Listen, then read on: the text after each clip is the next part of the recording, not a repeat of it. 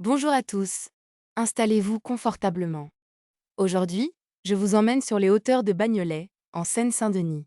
Imaginez un petit paradis caché. Un jardin au passiflore où l'on a l'habitude de se mettre pieds nus et de boire un shot de Zubroca pour détendre l'atmosphère. C'est là que vit Marc, un franco-brésilien de 50 ans. Crête grisonnante, lunettes d'aviateur sur le nez, chemise grise à bretelles bleues.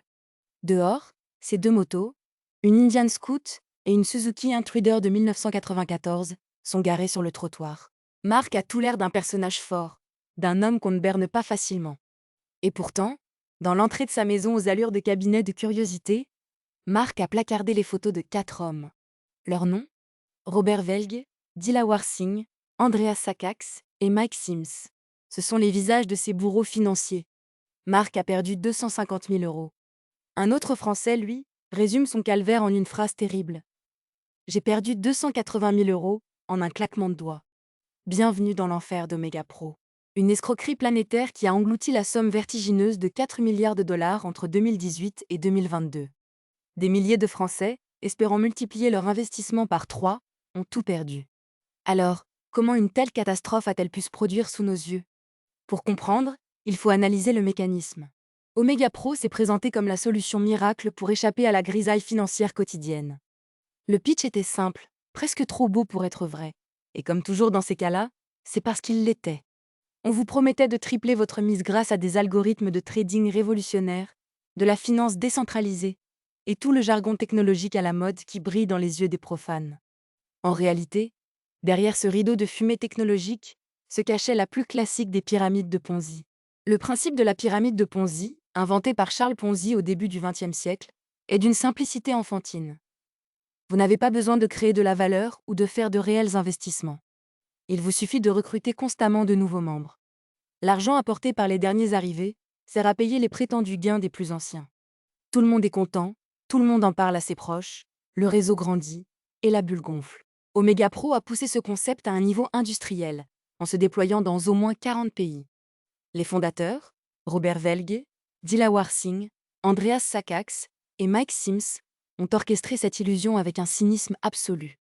Ils ont organisé des conventions grandioses dans des hôtels de luxe, notamment à Dubaï, projetant des images de richesse insolente, de voitures de sport et de liberté totale. Pour des milliers de Français ordinaires, fatigués par l'inflation et la stagnation des salaires, l'appel de cette vie meilleure était irrésistible. On leur présentait l'investissement non pas comme un risque, mais comme une opportunité d'émancipation. Mais une pyramide de Ponzi a une faille mathématique inévitable. Elle a besoin d'une croissance infinie dans un monde fini. Dès que le recrutement ralentit, ou que trop de personnes demandent à récupérer leurs fonds en même temps, le système s'effondre instantanément. C'est ce qui s'est produit. Du jour au lendemain, les plateformes sont devenues inaccessibles, les comptes ont été gelés, et les promesses de remboursement se sont évaporées. Pour Marc à Bagnolet, comme pour des milliers d'autres, le réveil a été d'une brutalité sans nom. Les économies d'une vie entière disparues en un clic. Ce qui est profondément révoltant dans cette histoire, c'est la double peine que subissent les victimes. Non seulement elles sont ruinées, mais elles doivent aussi faire face au jugement de la société. On les traite de crédules, de cupides. Mais c'est une analyse paresseuse qui dédouane les véritables coupables. Ces escrocs n'ont pas ciblé la bêtise humaine. Ils ont exploité des ressorts psychologiques ultra précis. La confiance envers un ami qui vous parraine, le besoin de sécurité pour ses enfants, et la sophistication d'une communication visuelle qui singeait parfaitement les institutions financières légitimes. Les coupables sont ceux qui ont conçu et alimenté cette machine de guerre à 4 milliards de dollars, pas ceux qui ont cru en un avenir plus digne. Alors, que reste-t-il aujourd'hui? Des visages placardés sur le mur d'une entrée à Bagnolet, des plaintes qui s'accumulent, et une colère qui ne s'éteindra pas de sitôt. Cette affaire doit nous servir de leçon collective. La finance miracle n'existe pas. Quand on vous promet des gains extraordinaires sans effort et sans risque, le produit, c'est votre propre ruine. Si cette enquête vous a apporté un éclairage nécessaire sur les dangers de ces systèmes de Ponzi, s'il vous plaît, soutenez la chaîne. Abonnez-vous, cliquez sur le pouce bleu et partagez cette vidéo autour de vous. C'est le meilleur moyen de prévenir vos proches et d'éviter que d'autres vies ne soient brisées. Donnez-moi votre avis dans l'espace commentaire.